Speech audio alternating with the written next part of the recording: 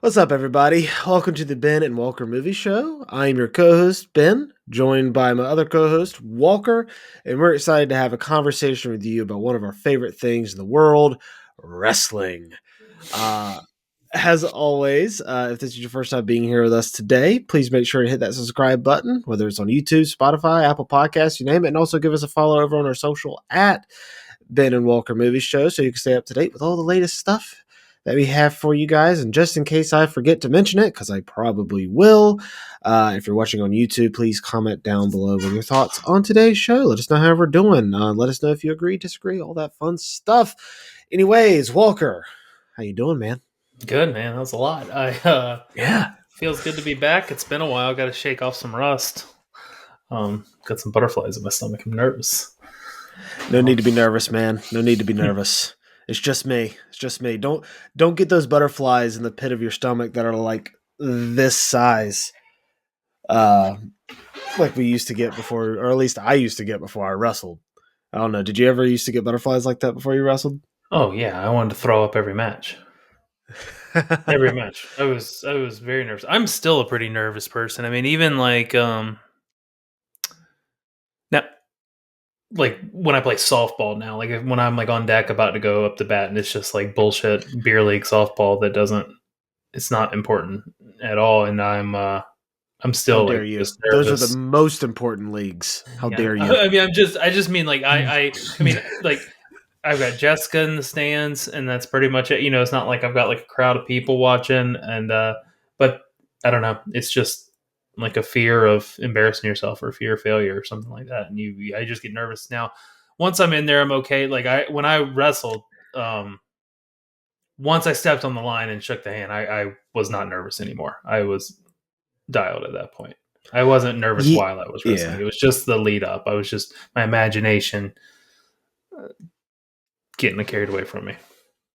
Yeah. Yeah, I The few times I have not been nervous, I can remember two or three of them, and um, I beat a guy really bad one time. I pinned a guy in 8 seconds, and which is the fastest I've ever done it. And I wrestled him again, and I was not nervous at all. I was very confident, and came very close to losing. Got put on my back in the first period. I started playing with him, taking him down, letting him up, taking him down, letting him up. I was like, I'm just going to attack him, and just to say, this guy like just thinks about me, and he put me on my back, and once you're on your back at heavy, it's hard to get off. Yeah, that's the thing. Sometimes those heavyweight matchups can end up being like sumo matchups, where the first one to land on their back ends up losing. I never really got like I would get butterflies in the pit of my stomach, for sure. But it depended on the match. Most matches, like I was almost like calm and zen, but also like jacked up and ready to go. Like it's adrenaline rush for me. But there would be some matches where I would get like the bigger matches.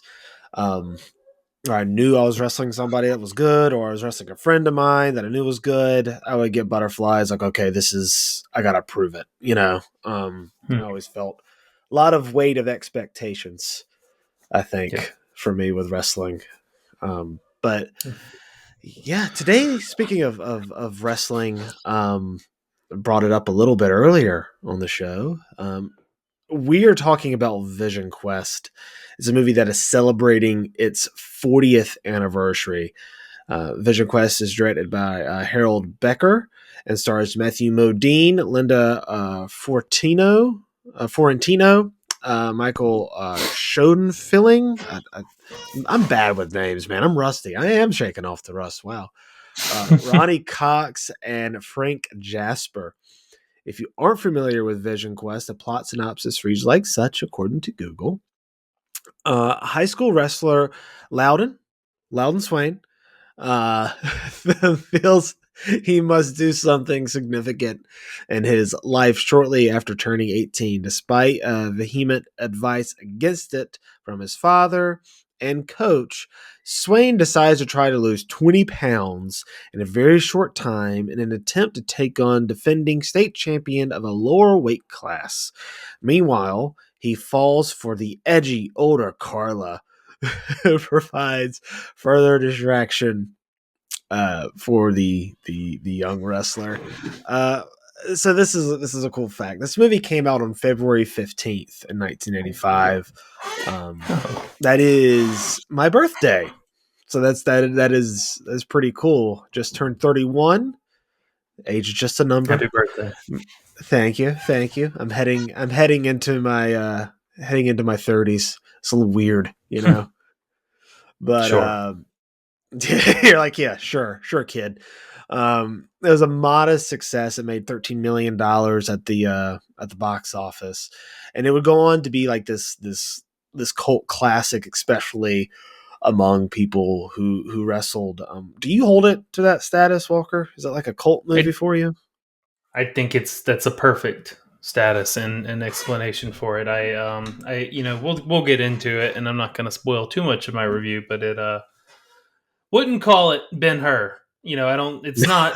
not one of the best, most ambitious films ever made, but it does hold it holds up in Hey, a listen, it wrestling is room. the I mean, it's Godfather of wrestling movies. it is it's one of the more authentic, and a lot of wrestling programs that I've ever been a part of take a lot of inspiration from this movie. I think I'm sure this movie took inspiration from some wrestling programs, but I think a lot of wrestling programs we did Vision Quest, that we called one of our last things in practice Vision Quest, where we got in a circle and ran around and dove down. I broke my toe doing it once. Yep. Yeah, so I mean it definitely and from a wrestler's perspective, just turning your brain off, having fun. um it'll always have a special place in my heart. Definitely in that world. From a film critic's perspective, it has some opportunities. Yeah. We'll get into some of those. So the first time I watched this movie, Walker, it was actually your DVD copy.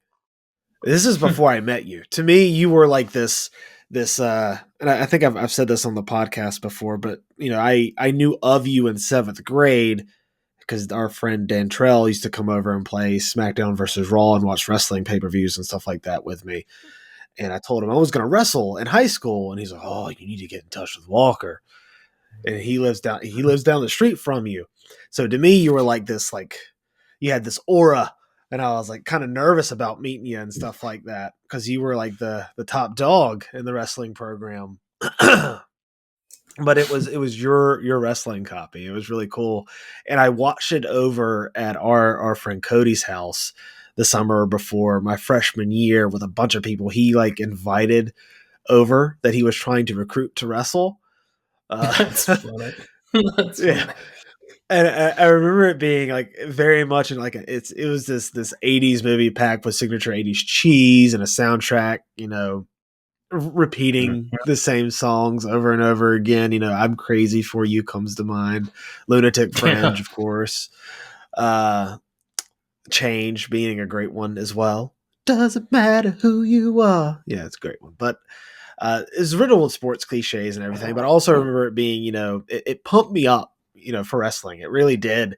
And it would go on to become a movie that I quoted a lot in the wrestling room in a joking fashion, like all of us would, and tease certain aspects of the movie with our wrestling teammates. And then, in a way, a movie kind of took on a life of its own, and it due to that it never felt like I was the movie was never associated with itself or its story or its plot, but rather with good times with friends and watching it now, I don't think it's a good movie. I don't think it's a great movie.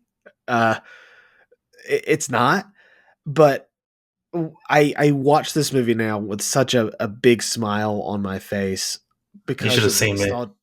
Yeah, because of this nostalgic level I have for it. I really enjoyed it. It falls into, and I hate it when people say this. No, it's a guilty pleasure. Just say you enjoy it. And like, here's the thing: I enjoy this movie, but I also can be like, yeah, it ain't good. Yeah, Hmm. but it's so good. It's also not good. I don't know how to describe it. Like Yeah, it's tough to watch it with like the wife or somebody who doesn't care about wrestling, or yeah, certainly not to your level or our level. Um, and then it's also a bad movie, and they're like, "What? this movie's terrible. You know what I mean? Like, I mean, Yeah. I wouldn't watch like a bad basketball movie and be like, no, I mean, just don't you feel it? It's like, no, I mean, it's just got a special connection to us. But Yeah. yeah, watching, I had a huge smile on my face, and I was like on the edge of my seat for certain parts that we'll talk about. Like, and I kept like tapping Jess, like, are you watching? Are you watching? Are you watching? She's like, no. No, this movie's terrible. I remember, so fun fact, we were originally supposed to cover this movie like a year and some change ago. I think it was like November of 23, I think. Is it only? We only tried to cover it once. Mhm. I could have sworn this was time number 3. No, it was only one time. It was only one time, but that one time took a long time because there were so many technical issues. But I watched it, and I hadn't watched it in a long time. For that time, with my in-laws, and they were like, "This movie's terrible." I'm sorry, guys. I'm sorry, guys. And meanwhile, I look over and Carly's like asleep. 15 minutes in, I'm like, okay, I've lost my movie privileges for a while, probably. But yeah, like originally we were supposed to cover this movie like a year ago and some change, and in fact, we recorded that episode, and there was a lot of technical issues, but it was one of our better episodes. Like it was great. A lot of that was because our buddy Will came in, and uh, he's a former guest of the show. He came on for Spider-Man 2, and he did the Batman review with me. But due to technical issues, that episode was lost, unfortunately. What, and was Spider-Man 2 lost as well? No, Spider-Man 2 was good. We just didn't. We lost the video, I think, for that one. I guess that's what I guess Will just screws everything up. And when he, I'm just kidding. When he comes on, I feel like we have issues every time, and it's like maybe I was thinking he came on twice for Vision Quest. That was a good episode. God, the lost tapes. The lost tapes, and he was supposed to join us today too. But unfortunately, poor guy got sick. He got the crud and couldn't join us. However, wherever my Andy Dwyer Funko Pop is, I don't know. I think Zoe's probably got it somewhere. She definitely has it. But he's here in spirit because that thing is here. That is a reference that no one will understand but me and you, and him if he's listening. But he's here in spirit. But we wanted to cover Vision Quest not only because it's the 40th anniversary, but also because as of this recording, it marks a 13th anniversary since my last match ever, which is crazy. That went by really fast. It also represents where our we've kind of alluded to it a little bit, but where our friendship started and how cool would it be to celebrate our love of movies, but also wrestling on a podcast. That said, our love for movies is pretty obvious. We host a movie podcast, but what might not be as obvious is our love of wrestling, even though we've probably talked about it a couple times on a couple pods and stuff like that. So, Walker, why do you love the sport of wrestling? Gosh, it's very unique. I mean, my answer is probably gonna be very cliche. I mean, I got into wrestling in 8th grade because of WWE wrestling, which is not at all why I like wrestling. No, I mean, like it's what got me in the door, but that has like very. I mean, I haven't followed WWE wrestling since like 8th grade, so it doesn't like it doesn't hold any weight anymore. But why I fell in love with it while I was there, I mean, it's extremely challenging. I mean, it's difficult. It's it's a 6-minute match. That sounds like the shortest sport of that's out there. It's 6 straight minutes of intensity, one on one. Loudon mentions it in the movie where when he says it's not a team sport. I know there is a team aspect. I'm sure we'll get into it, but it and that's a special part of it. But there's not a lot of relying on anybody but yourself out there. And it's one of those situations where when you cheat, you cheat yourself and nobody else. I mean, there's a team aspect to points and stuff, but in the competition, it's you against someone else. I loved the aspect of like weight classes and how it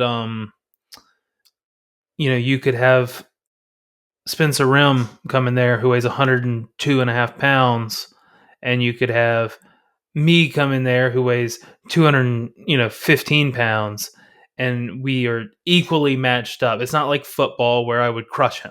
You know what I mean? Yeah. It's not like basketball where, you're 5'4" and I'm 6'2" and you just couldn't compete.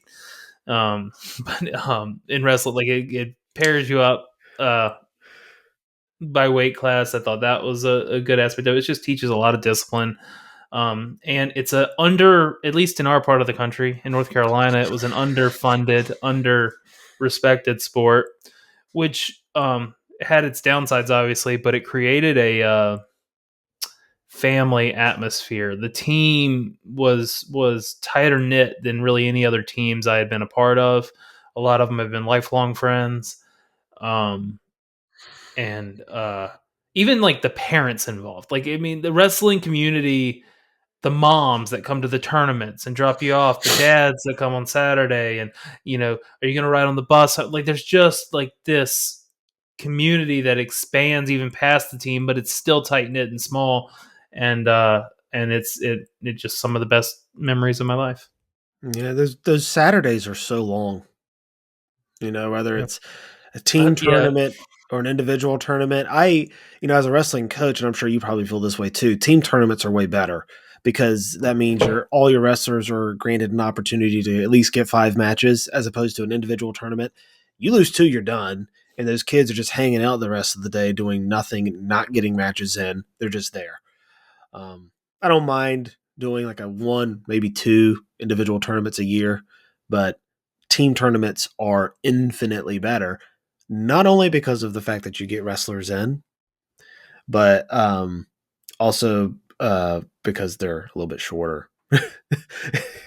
You get out of there at 4:00 as opposed to 8, 9. Yeah. And those days are long. And I think that spending that much time with somebody and those people, and as tight knit as that community is, that's what lends it to be so tight knit. You're spending so much time together, with a lot of intense emotions too. Wrestling brings a lot of intense emotions, Yeah. for sure. It's like a graceful combat. Yeah, it really Mhm. is. And there are many reasons I love the sport of wrestling. It would probably take us an entire podcast to go over all the reasons. But I think the biggest reason I love it is because of the unique structure of it. You mentioned a little bit. It's an individual sport. It's all up to you out there. There's no cop outs. There's no blaming other teammates for your mistakes. It is all on you and your effort alone. That is it. And you have to overcome it. Your teammates aren't going to save you. Your coach ain't going to save you. Your parents aren't going to save you. You got to save yourself. You got to pull yourself up by your wrestling shoes and do it yourself. That said, it's also a team sport because you have to perform well, not only for yourself as an individual, but as a team too. You're judged as a team. And you have to hold yourself accountable and hold each other up in matches and in practices as well, especially in practices. If your partner's not a good drilling partner, he's letting you down and vice versa. So, you know, not only not only will you be successful, but the team will too. And I think that unique structure really creates a very strong bond as a team, and also sets you up for life to have personal accountability, discipline, and mental toughness, and a want to not only be successful for yourself, but also to help around each other around you help others around you reach their goals and help them along the way. And for me personally, I think no sport has taught me more of that than wrestling, and I think that's why I love it. Like, I played football, not in high school, just rec stuff, but I didn't really learn that from that. Basketball, I played rec stuff again, church stuff, sure, but never in school or anything like that. Um, and I didn't really learn that from any of that from that sport. So it's really wrestling is to me been the biggest benefactor of also just controlling emotions too. You let yourself become overly emotional in the sport of wrestling. Your opponent's going to take advantage of you. You come in like a bat out of hell, um, come over a little overexcited, you'll get taken advantage of. And Yeah, definitely. I mean, and it teaches you discipline on the mat in practice, but also like around. I mhm. mean, this is. I'm sure it was getting to be taboo in our day, but I'm sure it's getting even worse now. But I mean, like this movie touches on a lot. I mean, like the weight aspect of it. I Yeah, realize physically and maybe mentally, and I realize there's a lot downside, but at the very least, it taught a lot of discipline around like setting a goal. And I mean, I shudder at the numbers that we used to lose in a week or a day, and the methods that we did it. It was not healthy and not a good idea, and not what you should be doing. But it definitely created a toughness and a difficult discipline. yeah, for sure. What is your favorite memory from wrestling? Man, that's I there's so many, and I mean I can give you a couple. Like I have good experience. I mean, I had a great team when I was wrestling, with a lot of lifelong friends, like I said, and I mean, a lot of them are going to be Spencer, just like Cody, yeah, sure. I mean, you got Jackson, Francis, Jackson, Spencer, Francis, yeah. Cody. I mean, the whole lineup pretty much. But uh, I mean, like those late nights you're talking about in the tournaments, coming home on the bus afterwards. That was always Exhausted, smelling fun. like ass. Yeah, Yeah. I mean, you mentioned the individual tournaments. I love them. And I get not, but I just love the sport. I love watching. I even when I've lost a lot of matches in my day. I spent a lot of time going 0 and 2, 1 and 2 in tournaments and having to sit there for the next 6 hours not wrestling while the better wrestlers got to keep competing. And I just remember like them pulling up the third mat and moving the two mats in the center and us like lining up on the edge to watch it. And that was yep, so cool. Watch epic. people, the finalists go out there and just like and shake hands while they announce their names, and me just like, man, I can't wait till I can get into that. Like I can experience Giving me that. chills, man. Get I all loved it. the feels. Um, Yeah, and I said I've lost a lot of matches, and I mean maybe the things that come to mind. I mean, from a match perspective, I lost to Josh Robinson, heavyweight from Southern Wayne, 8-5, and I know, he had beaten the shit out of me so many times, and and this match was at home, and I it was 6-5, and I went for a same side trip, with like no, 6 seconds no. left. To same side trip, 6 seconds left in the match, down by one, and he rolled me, put me on my back, and only got he didn't get enough time for the back points, but he ended up, or he got maybe, I can't remember exactly. Yeah, he beat me 8-5. He got the two takedown, and I was losing 6-5, and I was trying to, you know, uh, but I remember afterwards, like I mean, everyone knew I was gonna get. I had not even made it to a decision with him yet. I had been tag followed and pinned by him, and like that was just a really real moment that made me feel like I could compete. There was a winning moment, that we still quote all the time. Eastern Wayne. I wrestled a guy who had beaten me the year before badly, and he was doing very well that year.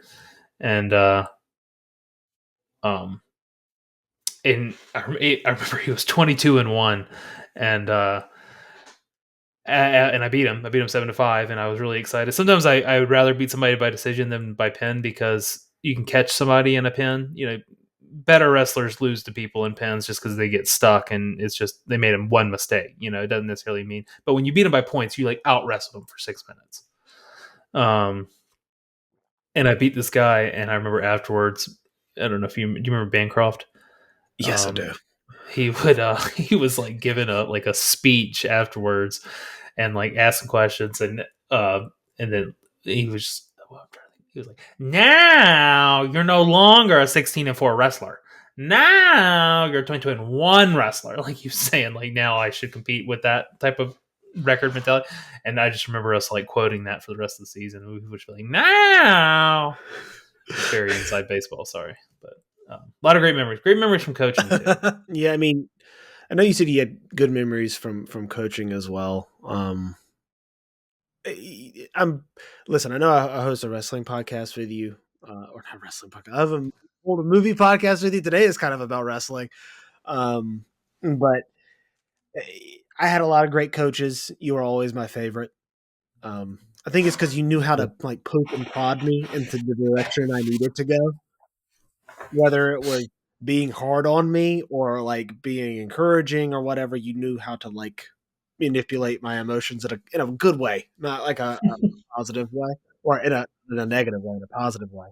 But to kind of answer my own question, I have two favorite memories. One is more serious in nature, and the other one that is more funny. And I'll start off with the serious one first because it's hard to transition out of that. Um, and then I'll go into my funny one. But on a serious note, one of my favorite wrestling memories, if not one of my favorite life memories, is my final match. It was the state championships, my senior year, and it was a tough and grueling match with both me and my opponent. I was competing against throwing up during the match when we were tied 2-2. I don't know if you remember that. Like you I had to, do. you had to bring the trash can over to me. I was like, I'm dying, man, because we were constant movement the entire match. Um, Yeah.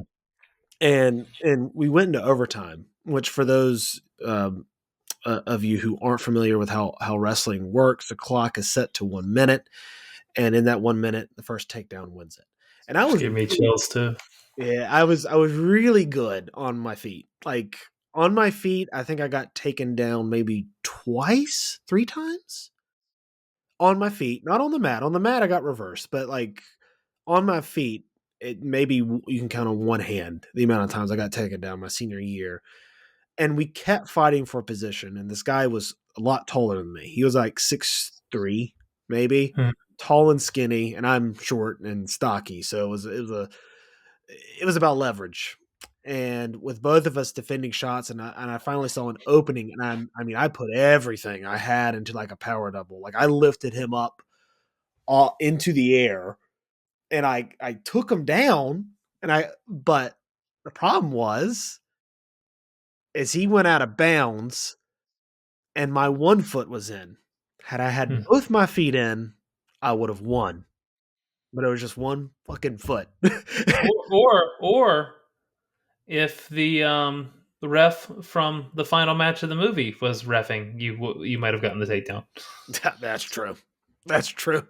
That is true. So, And we went back, and both of us just dead tired. And when the ref resumed the match, like my positioning was shitty, and the guy just took advantage of it. And it wasn't even a shot. He just like dove and wrapped around, and like I couldn't go anywhere. I lost my balance, and I fell down. He got the takedown, and I lost. And it was a dream of mine to become a state champion, and I failed. There's no way around it. I failed to live up to the moment, and in that moment, my dream it was crushed, man. And I'm sure you can imagine the look on my face was terrible because it was like I I can't. It's weird that you can't see your own reaction, but you can feel your own reaction. And the thing that I had bled, sweat, and cried for, it wasn't going to happen. That was my final opportunity, and that was it. And I walked over to the other wrestling coaches, and I shook their hands. I shook and congratulated the wrestler who beat me for their success. And I walked over to Coach Vic, and I gave him a big hug and tell him, thank you for everything, and that I was sorry. He responded with, "Hey, don't you hold your head down. You gave it everything you had, and that's what makes champions. And I'm so very proud of you. You told me that you were going to make it here, and you did. You had a goal and you made it here, and I'm very proud of you. And I walked over to you, and you kind of put your arm around me, and I'm sure you saw the look of like bewilderment on my face. And like you brought me in, you put your arm around me, and you said, "I'm proud of you, man. It's okay, man, and everything's gonna be all right, bud." And you kind of just walked with me back up that long walk all the way back from Greensboro Coliseum from from where I was all the way to the stands. And it was the longest walk possible. And that's where we were met with Sergeant Jones, who was our head wrestling coach. Tough dude. And he greeted me with like this big handshake and said, don't let this define you. I'm proud of the man you've become, and you're still Superman. Because he always called me Superman.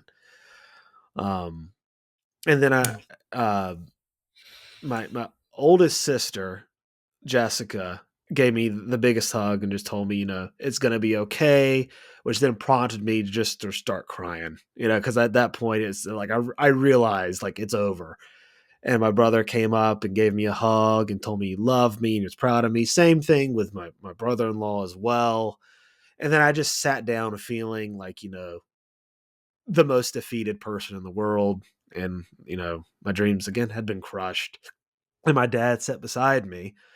He put his arm around me, brought me in for a hug, and then he kissed me on the head and he told me it's okay to fail and your world hasn't ended and that your life has just begun. And he was, again, so proud of me.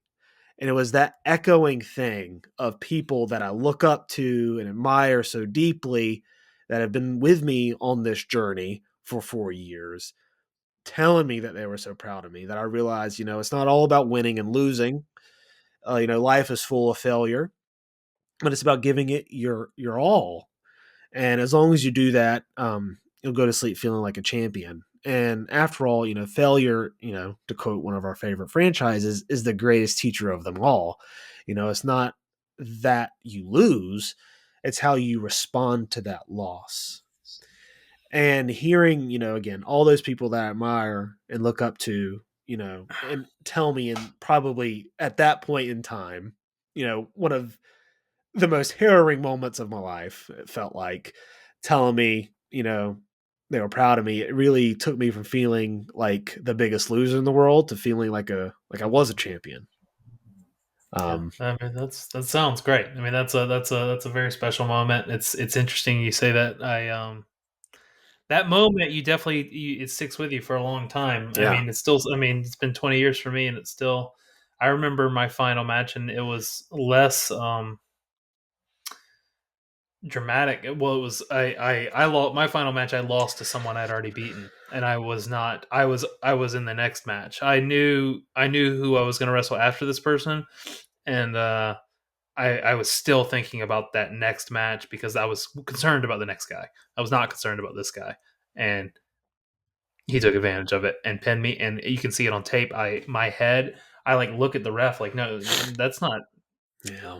No, that's not supposed to happen. Like I was in shock. I was like that, and it was my last match ever, and I was so like in denial. And my coach at the time pulled me aside, and the first thing he said to me was, he was like, "Don't worry, it's coaching's a lot more fun than actually doing it." And I was like, "Oh, it's interesting that he said that. I don't know if that's true or not, but it stuck with me, and I coached, and it was fun."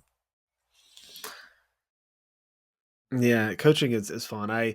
You kind of talked me into coaching the 1 year after high school because I moved down to the beach and I kind of wasn't doing much. And Yeah. I was like, I don't really know. I called you, and I remember going like, I don't really know what to do. And you were like, well, what are the things you love? And I was like, well, I love wrestling still. And he was like, well, why don't you help out with the wrestling team down there? Kind of figure out what you want to do and stuff. And I was like, that's a good idea. And I helped coach East Corvette Wrestling, and I helped. And the cool thing was is the weight classes that I helped with were like 152 to like heavyweight. We didn't have a heavyweight, but up to heavyweight were like the wrestling classes that I helped out with the most. And our 152, our 170, and our 220 all went to states, and our 220 won the region.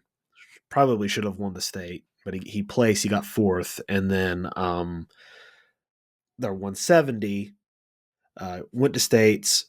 I think he won a match. I think he won a match, but then the next year he got like third. I think, but he was a really good wrestler, and you take that with you. It's kind of like what's not me doing it, but seeing someone else, seeing that I got to be a helping hand in their success and getting to see Yeah, them on that journey there's is something to it. special. Yeah, Makes you jealous a little bit. Makes you want to get out there. It's hard to sit in the corner, but there is something great about it. yeah, because seeing them succeed is really special, and getting to help them along that way is really really cool. Um, but as far as funny moments go, uh, there's so many. Some of which I will not utter here. I don't know if you remember this, but the call stuff that some of the wrestlers used to do on the wrestling team was pretty funny. I don't know if you remember that at all. I don't know. Yeah, but that was No. funny. But not to pick on him because he's not here. But Will, he's not here to defend himself. Which please, Will, comment down below with your thoughts on this moment. He is responsible for the funniest moment for me. This was my junior year, his sophomore year. He wrestled a very, very tough weight class. And he kind of had to, I think he had to up his weight to get to the weight class. I think it was like 170. It might have Mhm. been the class above. It might have been 180, 89, or 182. I think it was 182 that year. It was 182. And he lost every single match. But there was one match he was winning and he was beating the crap out of this kid. And us as a team were like so happy. We were like, yes, go Will, go Will. And he got cocky and not cocky, I shouldn't phrase it that way, but he got like, proud. And he started riding legs and he put him in splits, otherwise known as banana splits. It is a very painful move. And when he put this kid in that move, the kid started screaming, which again, it's a very painful move. And the ref counted the pin, and we all on this on our the side wrestling mat went crazy, only to see the opponent's hand raised because Will had accidentally pinned himself. and, and seeing Will's face, because Will apparently knew that it happened, and none of us knew that he pinned himself, but he was aware.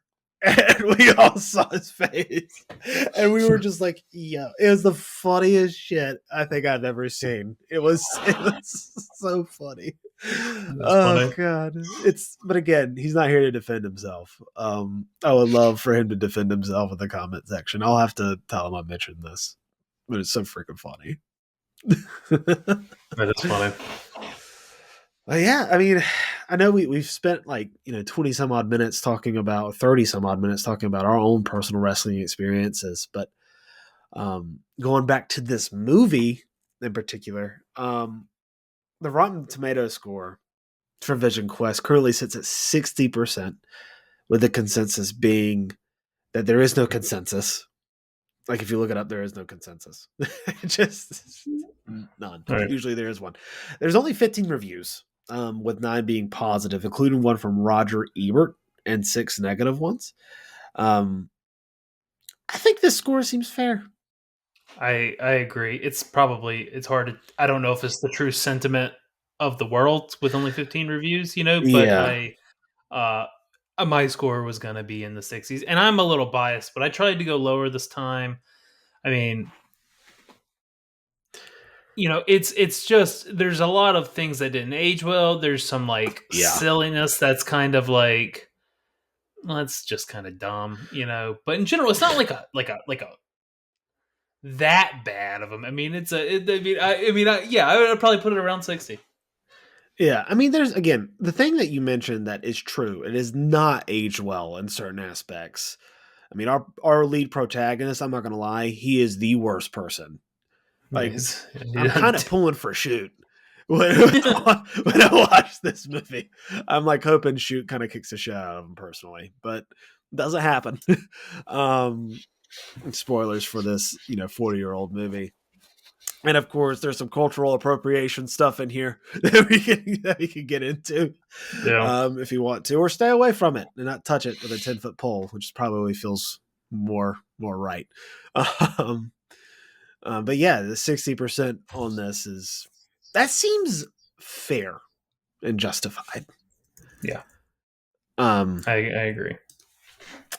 Going into some fun facts in this movie, there's not many fun facts with this movie. Uh, this was Linda for Florentino's very first audition straight out of drama school, and she got the part. This is her feature film debut. Wow. She would go on to star in Men in Black. I was just looking at her work. I see Men in Black. I see After Hours, which I've never seen After Hours. I've never seen Dogma. Dogma, is that the one that's hard to find? Dogma, yeah, that's insanely hard to find unless you own a physical copy of it. It's a shame. Uh, I've never seen After Hours, and that might be on my list. Hmm. Carla. Yeah. She's memorable for me. This movie. There's so many spots in this movie that I'm just like they're not even like they're not they don't even matter. Like the parts are like so inconsequential to the movie, and I quote them all the weekly time. probably. Like I'm Yeah. just my name's Loudon Swain, and then Always introduces himself like James Bond. yeah. I love you, Carla. There's just like these weird, and then I'll be watching it and I'll be able to like rattle off. We watched this movie so much when we were in school.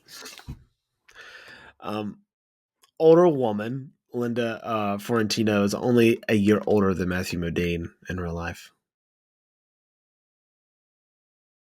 So not that much of an age difference. I felt like they sold it fine. She never was really clear on her age, right? She said her age, and then it was like, I've been this age since I was 14 or something like that. Yeah, it's like 21. Really, yeah, it's really weird. Yeah, the age thing was hard to pinpoint.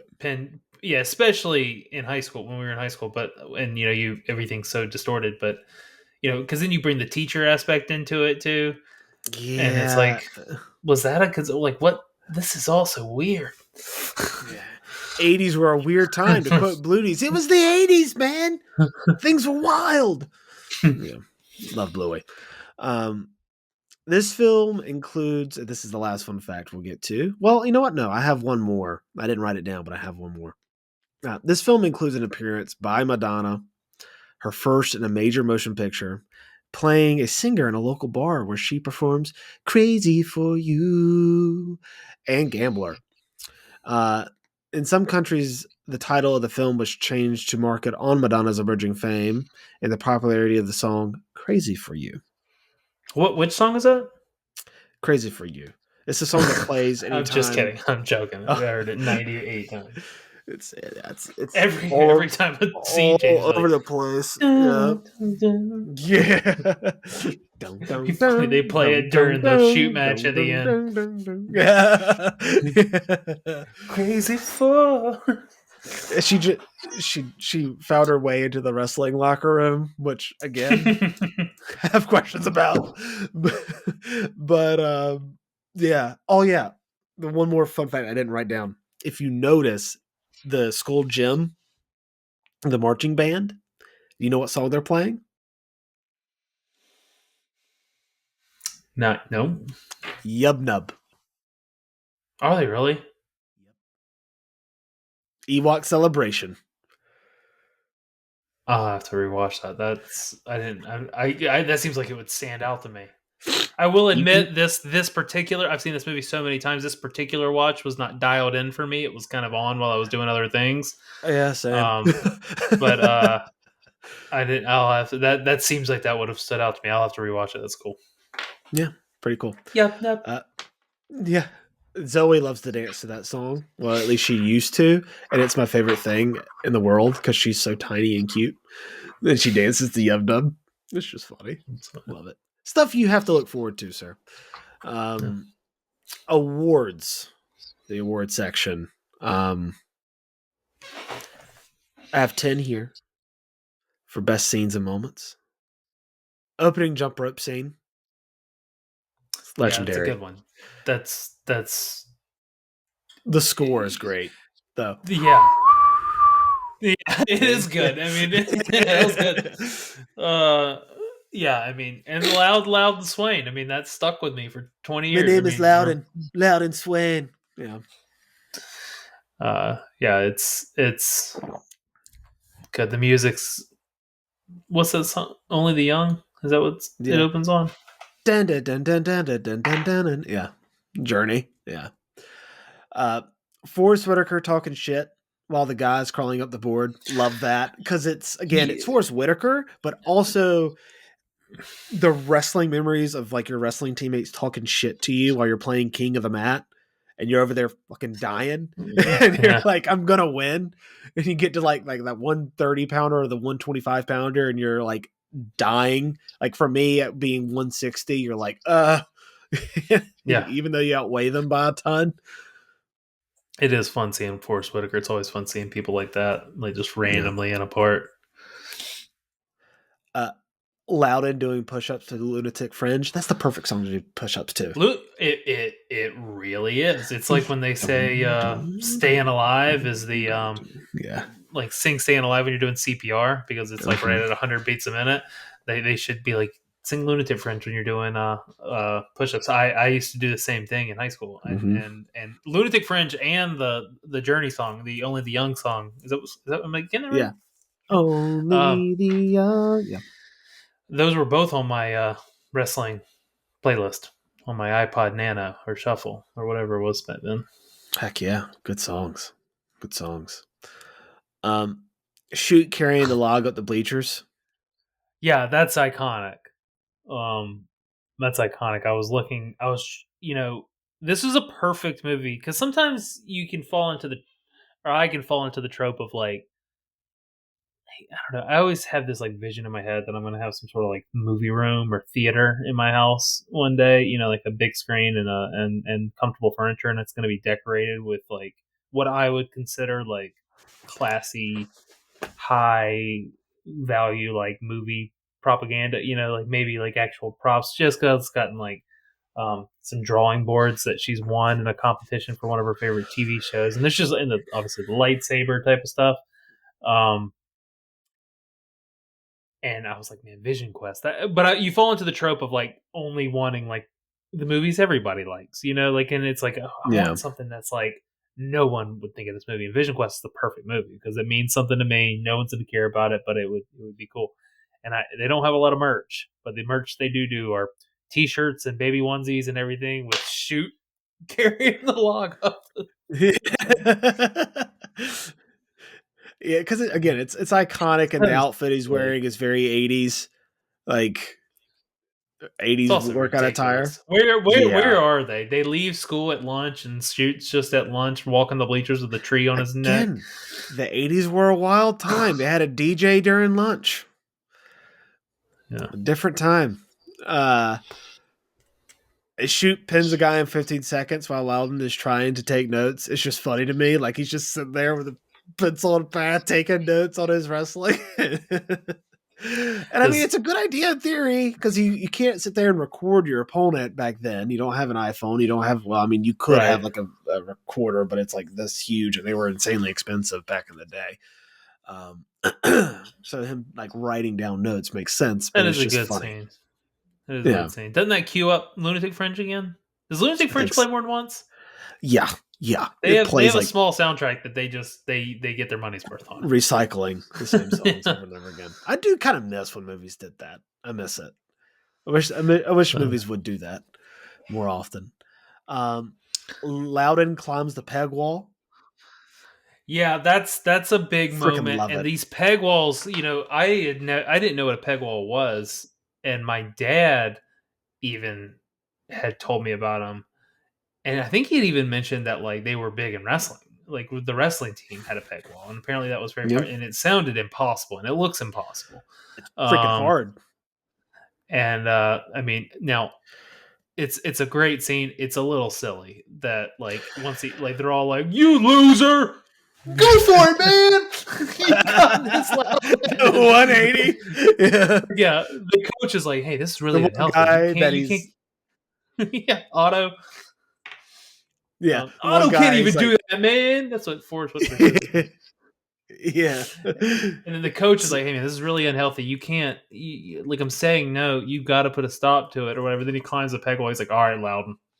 God damn it, Yeah, you I'm win." convinced. Yeah. I'm convinced. You've convinced me.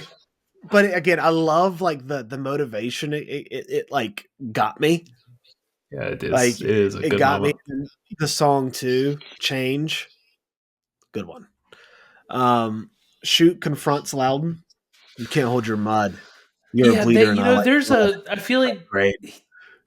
Do they say you can't hold your mud like twice in a 5 minute span? I think Like so. like does he when he's doing the arm wrestling and he's talking to Cooch afterwards, like, and Cooch gives him a ride on the bike and he's like, now I can't hold my mud, man, and then like 5 seconds later they say it again. I feel like Yeah. there's another little like odd phrase that they use and they use it back to back and I can't remember what it is. I gotta think. I'll have to think about it. Uh, But yeah. Cody Paris used to say that often. You can't hold your mud. You're a bleeder and I like blood. It's a great line. It's not 6 minutes. It's what happens in the 6 minutes. The motivational speech. Guy who never misses work chooses to miss his work. Yeah. Yeah. Good one. The lunatic fridge / the warm up, and then the opening of the doors is great. It is great. I got chills again right there. Yeah. It's great. And then finally, Shoot versus Loudon. In terms of like the thing that this movie gets right, like Invent or it's Unstoppable just came out, and there's very few like wrestling movies that I think are good. Like this one is a guilty. Like again, I hate the phrase guilty pleasure. It is not a good movie, but I'm so nostalgic for it. I love it. And I associate it with the memories of wrestling and friends and all that stuff. But I can't call it a good movie. Same thing. Like Win Win's solid, but I've only seen it once. And then you also have what's the John Cena one is Legendary. That's fine. But Yeah, and a lot of Unstoppable's very good. That just came out. Very, very good. But the wrestling in this movie is actually top tier. yeah, Like yeah. it the way they photograph it and shoot it and everything like that, it's very, very good. I wish someone would do a wrestling movie and put like a GoPro on someone's headgear and then and I'm giving someone an idea here, but like dole out the crowd noise so it sounds like you're in the head of wearing headgear and all you hear is the tap of the feet and each other breathing, barely hear anything else, can barely hear your coach. You can hear your own heartbeat. I wish someone would do that, like a first person view of someone wrestling and doing it. yeah. That Get would what's the be really guy's name? cool. Guadagnino, the guy who did Luca Challengers. Guadagnino, that's like do that. What he did in the final tennis match, but make it wrestling. Mm-hmm. That would be he would make a really good wrestling movie. Yeah, He would really make a good wrestling movie, I think. Luca Guadagnino. I agree. The wrestling is top tier, and the wrestling culture and practice and vibe, and Yeah. like there's a lot there, and probably because it took inspiration from wrestling, and wrestling programs in the last 40 years have taken inspiration from this movie. I imagine a little bit.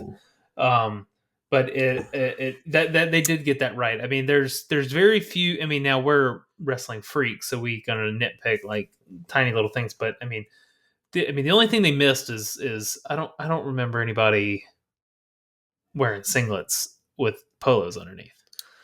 Oh yeah, we bring that up in a minute. We bring that up in a minute. Okay. We'll bring that up in a minute. But out of all these all these scenes, man, which one is your favorite? Unless you have more to add.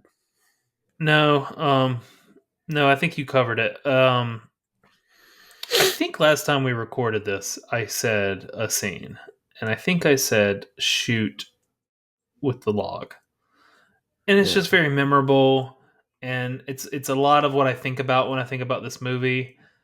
I don't know what I was talking about. The scene is very clearly the final match. It is. It is. I love the final match. It is. It's good. I mean, I was joking earlier about the little continuity error about the out of bounds thing, but I mean that's the only thing that no one in the planet's going to get taken out of it, besides me. Except for people who wrestle. Yeah. Yeah. But the final match. I mean, my wife and I talk about pummeling a lot, like all couples do. Yeah. A lot of times, like anytime we hug, I start like working for inside control pretty much every time we hug. And and then she'll be like, "No, I don't want to pummel. I just want to hug." It's just instinctual. I'm sorry. I can't do it. I gotta fight for that control. So like I just made this shit up where I was like, no, what we used to pummel all the time. Like, that's what we do. We get in practice. You just work pummeling. It'd be a way to warm up, and like we'd walk around tournaments. This isn't going to be very funny. We walk around tournaments and like you just lock eyes with like another wrestler on another team, and you just feel like trying to pummel. And like she was like, "You did not do that." And I just made it all thing up. But then now we walk around the house and like you're trying to pummel. And so when like the scene when it shows like the bottom up camera when like he stands up, and also it teaches bad habits. After watching this movie, I would always want to stand up and not break the hands, just spin to like outside control and pummel in. You know what I mean? And that's a terrible idea. You're gonna get rocked. Yeah, You're in a bad spot. You need to get your hips out. And but it is cool. You always want to do it. Like I would like I just want to swing it and throw them, just like Loudon did. But heck no. You got to get your hips in. You got to put your hips down, and then or you can reach back and do a standing switch, which is something that I used to be a fan of. Oh yeah, definitely very cool. Mm-hmm. But yeah, it's the final match. Yeah, I agree. It gave me chills. I was sitting at the edge of my seat. Yeah. I was smiling. I was like I didn't know how it ended. I was just into it. Well, again, that's the magic of this movie is it gets the wrestling parts right, and I think that's its biggest strength is it gets the wrestling parts right. And I think last time you recorded this, I said something. I said I think it was the peg wall because I do love that scene. But you're right. I don't know what I was thinking. I was probably to quote Rick Talladega Nights. Oh shit! I was high when I said that. Yeah, it's probably probably was, and that's why I think it's. I'm with you. It's Shude versus Loudon. Moving on to worst scenes and moments. 8 here, so we got a couple. That might be our biggest list. Maybe. No, well, we'll see. Random room service scene where the guy makes a pass at Loudon Swain. This so weird, so random. Why is it in there? Literally cut this from the movie. It has no purpose whatsoever. It accomplishes nothing except just. I'm trying to think of whether this was like noticeable when I was 15, and like was I like that was weird, or was I just like, oh yeah, it's just part of the day in the life. I don't. It's part of a job. Yeah. Loudon smelling Carla's underwear and gets caught again. Loudon is a loser. He is the worst. Loudon's obsession. I mean, I guess he's just a horny ass teenager. He's horny bastard, but like not like. Like he's a teenager, but like he's not. He's obsessed. He's got a problem that needs to be checked. Like he is a he's a predator. Like he's the worst. And this is one of many instances where he's just like showing that you're like, okay, this is the protagonist that this isn't the antagonist. This is the protagonist. Right. Yeah. Every time Crazy For You plays, it plays 4 times. That's wild. Yeah, it's 3 times. Again, like I mean, these things like didn't stand out to me that much when I was in high school. I mean, well, but this did. Like the songs playing over and over again because to me, like at that point, I had seen a lot of 80s movies, and I was like, this feels very 80s. Um, dying of constant erection. Again, see above. Yeah, see above. Loudon, horny bastard. Um, watching Loudon do lat pull downs, it made me cringe so hard. His form is so What's he jacked. doing? I mean, I'm not a guy. I'm not a gym guy. I don't know. I mean, It's like, dude, pull you your need to. lats back and pull it to your chest and pull your chest up, man. What are you doing? It also seems like he's got it too light, doesn't it? I mean, he's this machine's like cut your jump. It's like what? Get it, fuck. Yeah, Slow it it's like what? down. I mean, I know the It's, whole point of it is like he's mad, right? He's angry and he's like rage working out, but raise the weight. It's you're breaking the machine. I don't yeah, know. I Maybe think I'm wrong.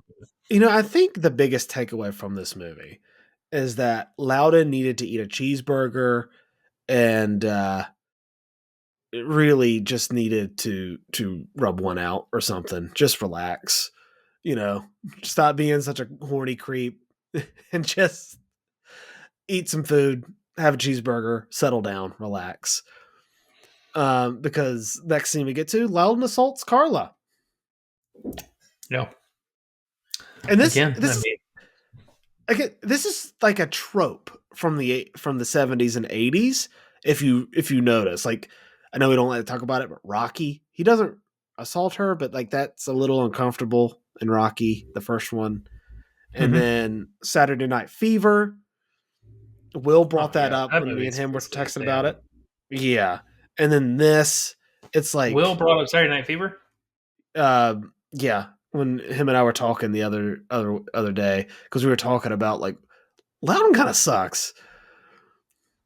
And he was like, "Yeah, I watched this and then Saturday Night Fever." And he was like, "I guess we're watching the movie with Saturday Night problematic Fever gets protagonists." kind of dark. Yeah, Yeah. yeah. Uh, Loudon talking about, speaking of rubbing one out, talking about nocturnal emissions. They're just all of these scenes.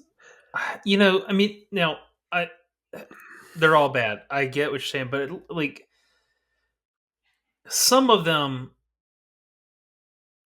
plot wise, I certainly understand that they were.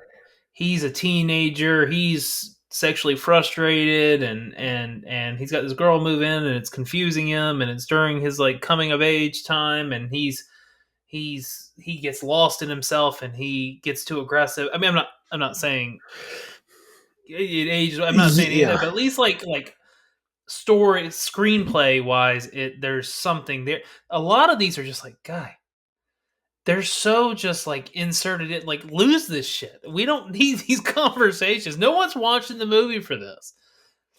No. Like, again, I think I said this in the last time we recorded this. The wrestling aspect of this movie is great. Right. The romance of this, which is unfortunately 50% of this, maybe 60% of it, is awful. Yeah. It's not only dated, I think even for the time, it's bad. Because it just seems, like you said, it's inserted in. It doesn't feel like a natural progression to the story. It seems like it's trying to hammer in that he's just a sexually frustrated teenager that has like a lot of like pent up stuff, which is why he's like doing the cutting of the weight. It's why he's setting himself up for this goal. He's confused, he's frustrated, he's trying to get out all these things, but the movie is handles it so in such a clunky way that even, I guess, I wasn't around in the 80s, but like it feels like even for then it was bad. But going 40 years, it's like it's particularly terrible. Um, in its own way. Um, again, Yeah. Yeah. Loudon Let's go ahead and knock talking, the last one out. yeah, Loudon talking about his virginity by the campfire. He's trying to make himself sound good, but meanwhile, he's talking about these guys taking turns on this girl, and he's like, "Yeah, I didn't do it." It's like, "Yeah, but you sat there while it did." Like Yeah, this is great. I mean, he's not a good guy. I mean, he's no, he's he's and obviously he's the protagonist. Happy ending for him, but it and Should have gotten a just bad ending. yeah, You know how people like watch Karate Kid and they pull for the yeah, villain in that or whatever? yeah, This is the real version of that. yeah. This is the real version of that. Um, I guess the Loudon assaulting Carla has to be like the worst scene and moment for me, just based off the fact that like it's never really dealt with. Like, yeah, she kicks the crap out of him and stuff like that, but it still doesn't like Yeah, it I mean, I'll agree with you just for the obvious reasons. yeah. It's an unpunished, borderline rewarded Yeah, behavior that just shouldn't have been written into the script. Just for the sake of throwing another one out there, the room service thing is awful. so pointless. At least, I mean, again, I disagree with the way it's written, but at least the movie is about him being sexually frustrated and confused and whatever the fuck you want to call it. The room service thing was so so weird. I mean, it would make no more sense for him to leave the hotel and all of a sudden there's a flamingo standing by the door and he takes a couple minutes to try to figure out how to get around the flamingo. And it's like, why did we do that? It's like, we're just doing shit. It's the 80s, man. It's wild. Yeah, I agree. Um, Best performance, unfortunately, I have to give it to Matthew Modine. Like he I does a really agree. good. He's a What do you really think good most people actor. What do you think? What? what do you think most people like when they see Matthew Modine? They're like, "Oh, that's the guy from." Because for me, it's Vision Quest. Whenever I see him in Stranger Things, or he was in Weeds, or I mean, he's had an interesting career. But for me, it's always, "Oh, there's Matthew Modine from Vision Quest." I wonder what the rest of the world says because I know it ain't Vision Quest. It's Matthew Modine, Full Metal Jacket. Oh yeah. Okay. That's right. I That's think, right. or Stranger Things, or Dark Knight Rises. He's in the Dark Knight Rises as well. Okay, it's got to be Um, Full Metal Jacket for like for an adult. yeah, I mean, Stranger Things is what they're watching when they say that. yeah. I mean, he's a Gotta. really good actor. I know I rail on the character, but the actor himself does really good. And it is really He good. also He's a put a really lot of good effort actor. into this. I think Yeah, he did. he trained for this quite a bit, and it Yes, shows. he I mean, did. that's And what we've yeah, been praising the whole podcast. yeah. Um, does this make sense award? All right. So there's 18 of these. We can kind of go through these. And some of these we've already kind of addressed. Why does the coach wear a singlet over his collared shirt? It's a mystery to this day. That's insane. That's funny. Like, no idea. That was We should something have done that. If we wrestled today, I would do it. I would do it at least once. I would do it weekly, probably. I'd probably do it at a tournament. And, I got this close. This close to putting on my singlet with a collared shirt for this podcast today. That would I have been a still good have my one. wrestling singlet. I thought about doing it, but it would have been way too uncomfortable for me to wear that thing because I am like that's a medium singlet, and I am not a medium sized person. I'm a 215 person, not a 160 person anymore. So can't be wearing that. 600 calories a day would fucking kill you. Like Uh, how is he functioning? I accidentally hit 600 calories before I sit down.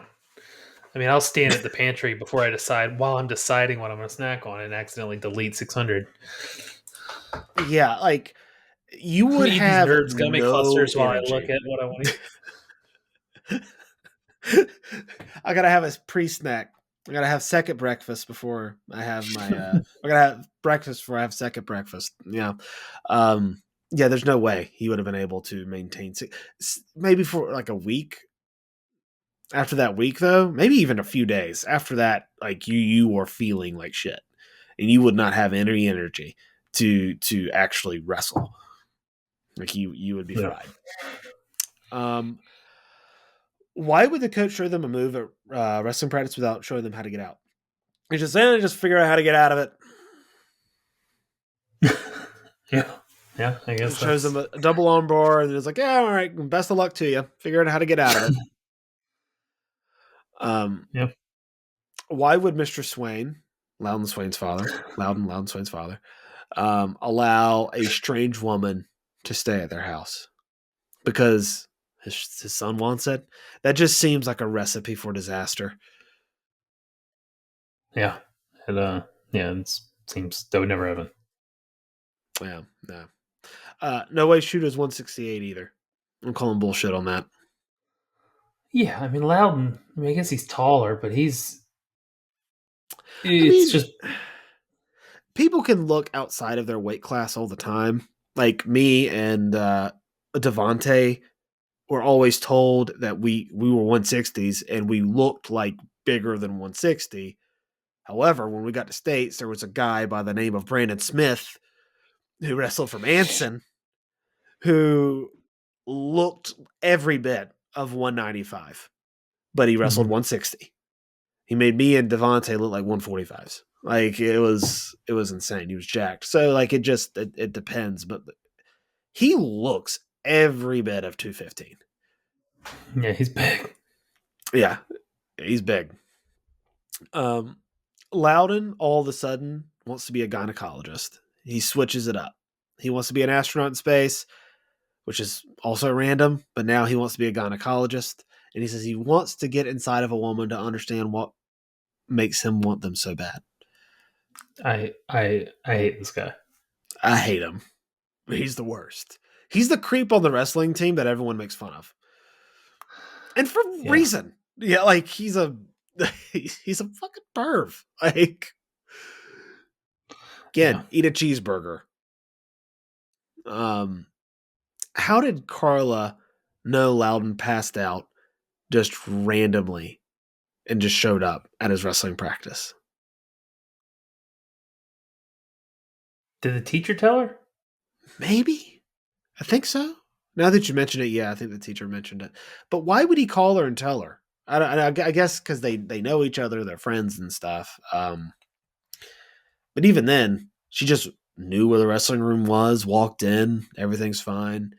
And I will say that she says like, "Oh, this room smells like awful," and it's like, yeah. Like as soon as she said that, like you know how you'll see something and you'll remember the smell of it. Mm-hmm. I like she said Like a that, and I deep just bed. yeah, I wrestled. All right, I just smelled the wrestling room, and I was like, this smells like musty taint. This is not Mhm. this is not nice. Um, we mentioned this earlier. Loudon climbs the pegboard, and the coach just changes his mind. It's like, you know what? You've proven me wrong. Mentioned that Just already. Yeah. Loudon writes a paper on the clitoris for why. I guess is that he's a again. horny Why is that bastard. even? Why is that in the damn movie? It's so dumb. Like it's just they're just like, no, we need.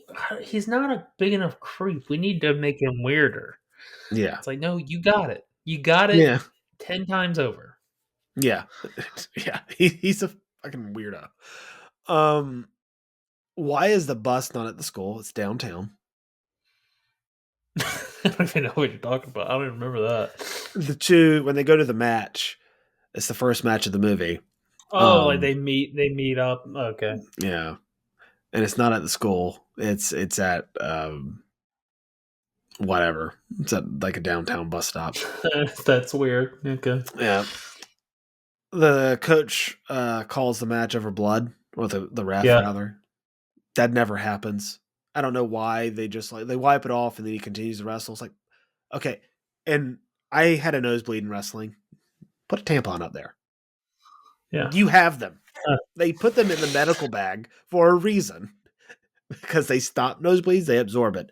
Put it in your nose. yeah. Also, Like let the ref make the call. Don't call it. Don't call your own guy. yeah, um, That's it. We're throwing the towel in. yeah. That's it. We're throwing the towel in. Like no. Um, why would Carla go on a long car ride with this guy?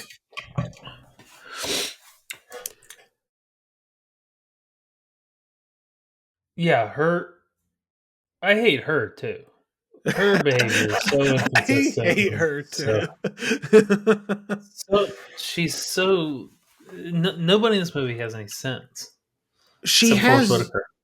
yeah, well, she has no character other than just an object for his obsession. And Yeah, just wants to her be edgy. character choices and yeah, her character choices and everything, they don't really make any sense. They do what the plot needs it to, and the plot needs her to go, but it makes no sense why she would choose to do that when this guy has been like has established predatory behavior toward her. So it Yep, just it makes no sense. Um, how come we only see one match with Loudon before the shoot match? it's a shame. There should have been Yep, more.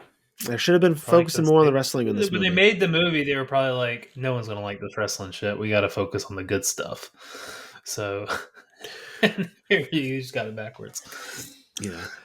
How come Loudon didn't take off his shirt the first time he weighed in? Like everyone weighs in just their boxers, and before my junior year, you could drop trousers, or I don't know what I call trousers. You could drop your boxers, briefs, whatever, in front of the ref to lose if you wanted to shed a few ounces, so you could make weight. Yep. And I had to do that my sophomore year before I decided I'm not going to cut weight anymore. I'm just going to wrestle Oh, I whatever did weight it. class. Yeah. I did it a lot. I did it once at Bedingfield.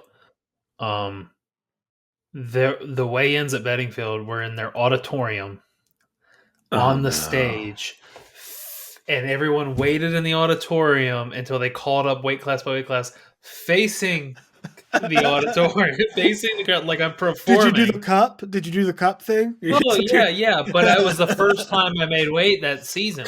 I had missed weight like several tournaments already, and I was like 215, and I had already I missed it, and then they allowed me to switch scales and drop. I dropped anyway because I was so close, and because you only got 2 attempts in my day at least, and but I did it, and then I was like, can I? And everyone knew like, oh, that scale's running light.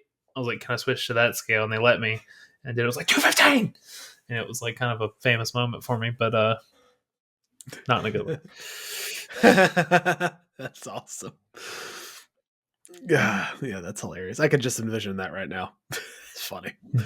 Um, why was Loudon ready to give up his entire goal to spend time with Carla?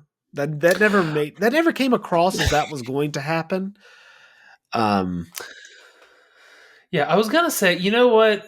I guess I kind of maybe hot take here. I actually kind of liked that scene, like with them eating pizza in the car and like kind of rethinking everything and being kind of immature about it. I kind of yeah. liked sort of the I mean, I hated like a lot surrounding it, but just the dumbness, like that was like the more believable dumbness for me for a teenager to like. And then you know how it can be where you're, I mean, I don't know, I mean, like I remember like not eating and then like you get a bite and all of a sudden it's tough to like. Will was talked about that last show because he had to cut weight a few times, and he said as soon as you take that one bite, you're done. Yeah, and it like Yeah. the thing is, I had to gain weight my freshman year because I weighed 127 pounds and I wrestled 145.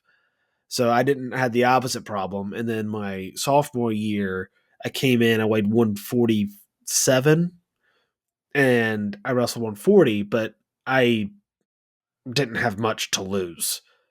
So like it was always a struggle. And I do recall many times as soon as I have that first bite, it's done because it's like you're done.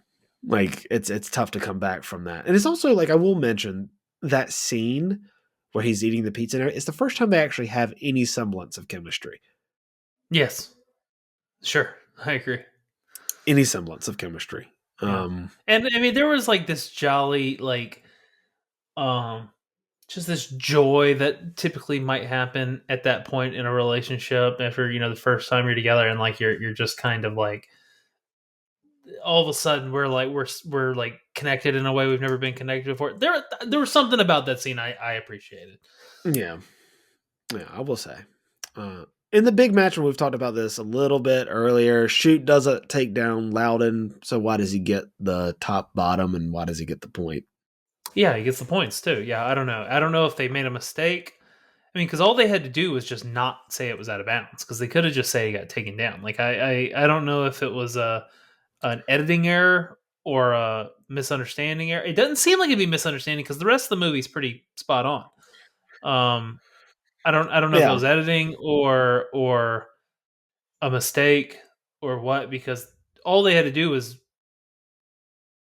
keep him in bounds, and then the movie wouldn't have changed a bit. But no, I'm sure no one caught it. yeah. Um, so going forward a little bit, let's go forward like 15 years. If Loudon Swain was real, how many restraining orders does he have today? Yeah, Or is he in jail? he's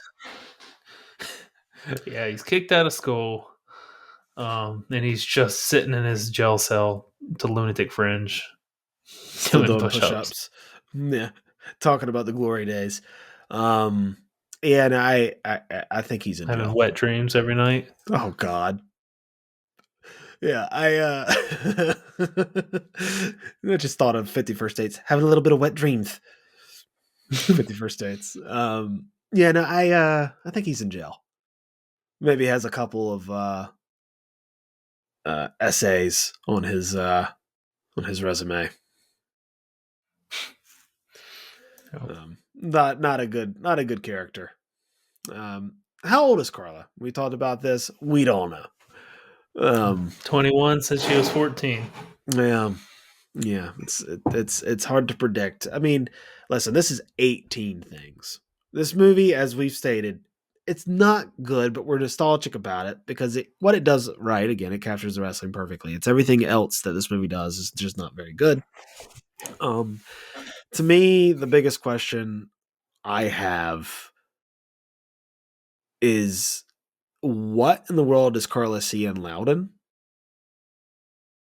Like, I just Yeah, don't know. that's Like, gotta that be to me that's it the might be the biggest thing. thing. That's like it's just his behavior would not be, or I don't think it would be treated that way. He wouldn't be tolerated like that. No. But yeah, that's it. I mean, I want to say the match, but I think that was just a small error. Yeah. That I'm just a pretentious asshole that's like, "Ooh, they screwed up." um, MVP of the movie. It's the song "Lunatic Fringe" for me. That's funny. I could, yeah, sure. Um, Probably Cooch. I mean, I don't think it would have happened unless he really um, kind of let Loudon know that he was on a vision quest.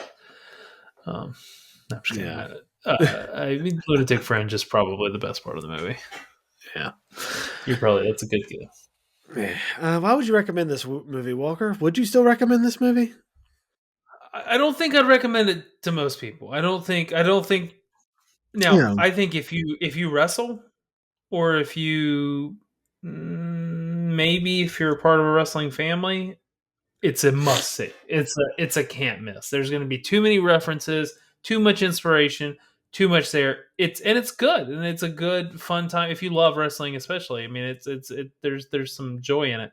Outside of that, I don't know if I would recommend it. I don't know if I would to most people, but strictly the reason I would recommend it is for wrestling, for the authenticity of the wrestling, for the how well Matthew Modine did in the wrestling matches, and the fun wrestling tropes of between him and Shoot, and the practice culture that was there, and it's just kind of a cult classic, like you said. Yeah. I think I'm in 100% agreement with you. I don't think I could actually recommend this movie to anybody, unless you're a wrestler or you wrestled. Um, um, or you're a wrestling family. Like it's kind of a must see on that regard. But yeah, I don't think I could actually recommend this movie for anybody outside of those very specific circumstances. Yeah.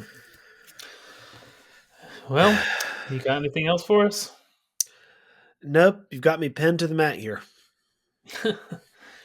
Well, I think that does it for this week. Thank you so much for watching if you're catching us on YouTube, and thanks for listening if you're hearing us on Apple Podcasts or Spotify. Be sure to let us know down below, what you thought of Vision Quest. Have you ever seen it? Was the wrestling better or was the romance better? Who's to say? Toughest question ever. But this has been Ben and Walker, and we'll see you next time.